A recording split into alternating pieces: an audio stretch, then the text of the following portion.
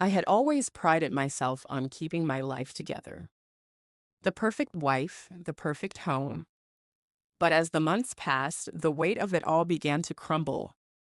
I could feel it in my bones. Something had changed, not just with him, but with me. The routine was suffocating. The spark that used to exist between us had faded into nothing more than polite exchanges and awkward silences. I met him at work.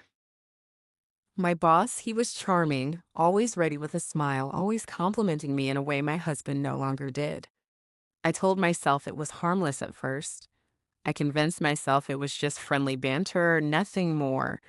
But deep down, I knew it was more. The way he looked at me made me feel seen in a way I hadn't felt in years. And when he asked me to dinner, I thought, why not?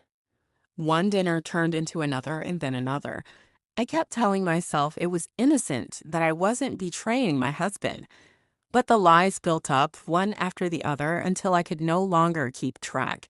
It wasn't just the physical part, it was the emotional connection that had me trapped. He understood me in ways I never realized I needed. But now the guilt was overwhelming. Every time I came home, I saw my husband trying, hoping, and I felt the crushing weight of what I had done.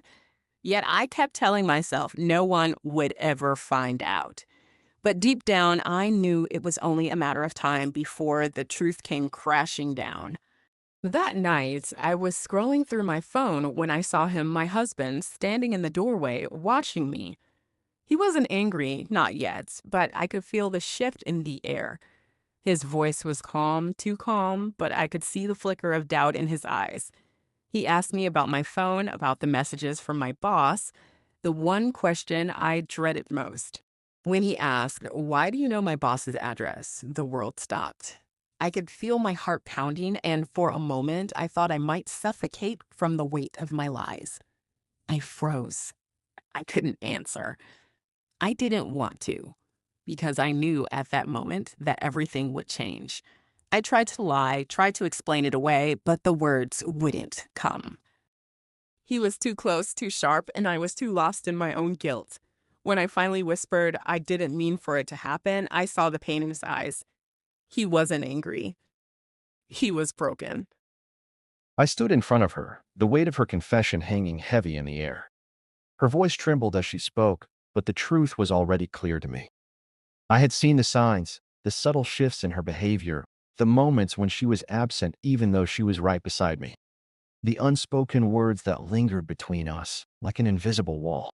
But the moment she admitted it, everything shattered. I was angry, yes. But more than that, I was heartbroken.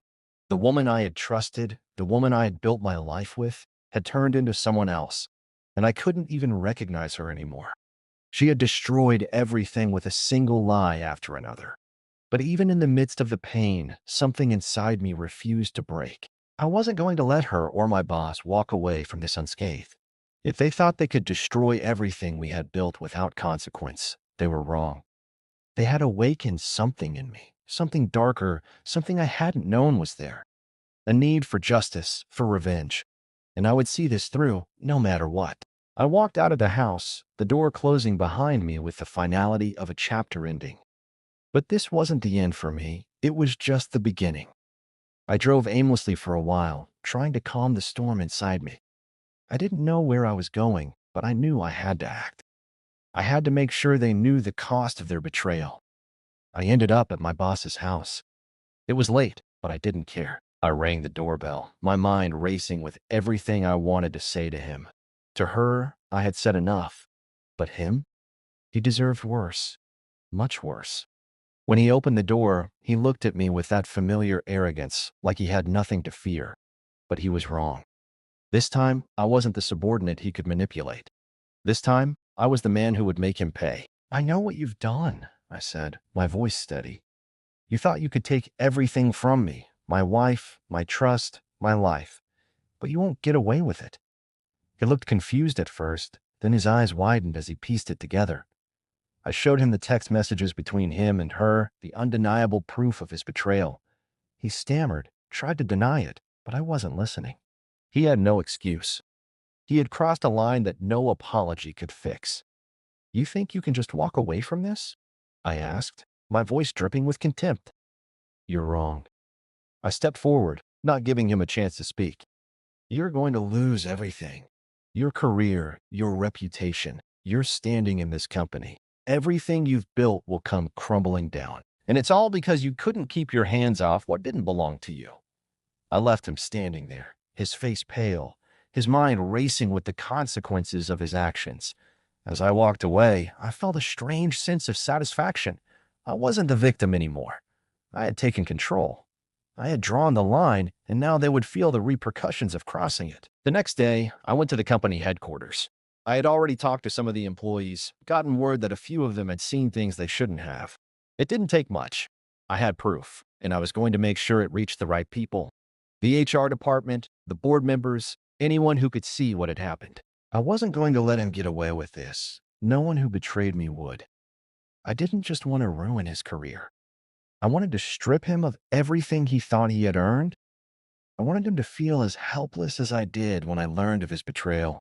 The whispers started, the rumors, the doubts. And just like that, his world began to unravel. I didn't stop there. I called a few old contacts, people in high places who owed me favors, people who could make things difficult for him. I knew the business world well enough to know how to push the right buttons. The next thing I knew, his reputation was being questioned. His deals were under scrutiny, his emails being combed through for any signs of misconduct. I wasn't just ruining his career. I was making sure he never worked again. But my vengeance wasn't just professional. It was personal. I made sure my wife knew exactly what I had done. She thought she'd keep living in her little bubble of lies, but I wasn't going to let her forget the damage she had done. I sat her down, showed her the consequences of her actions, the tears in her eyes, the way she begged for forgiveness. It wasn't enough. Did you think this would just blow over? I asked, my voice cold. Did you think you could destroy everything we had and walk away scot-free? She didn't answer. She didn't have to. I had already made up my mind. The marriage, the trust, it was all gone. I walked out that night, leaving her behind. There was no coming back from this. I wasn't interested in healing a broken relationship. I was focused on something else now, my own redemption, my own power, and I wouldn't let her or him ruin that. Months passed, and the pieces of my revenge slowly fell into place. My boss's career was in ruins. The company had distanced itself from him, and he had lost his position. He was a ghost in the business world now, someone to be avoided. My wife, too, had to face the consequences. She tried to apologize, tried to win me back, but it was too late. I had moved on. I had become someone stronger, someone smarter. She had ruined me, but in doing so, she had created a version of me that would never be the same. I had taken my power back. I had used their betrayal as fuel to rebuild myself.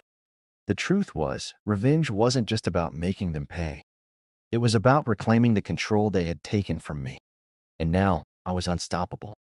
If you've ever been betrayed, you know that feeling, the rage, the helplessness, the urge to get even. But let me tell you something. Don't just take it. Make them regret ever crossing you. Use that pain to fuel your strength and make them watch as you rise higher than they ever could have imagined. And remember this, revenge isn't just about hurting those who wronged you. It's about making sure they never forget what they did to you. Because in the end, the one who stands victorious is the one who never gave up.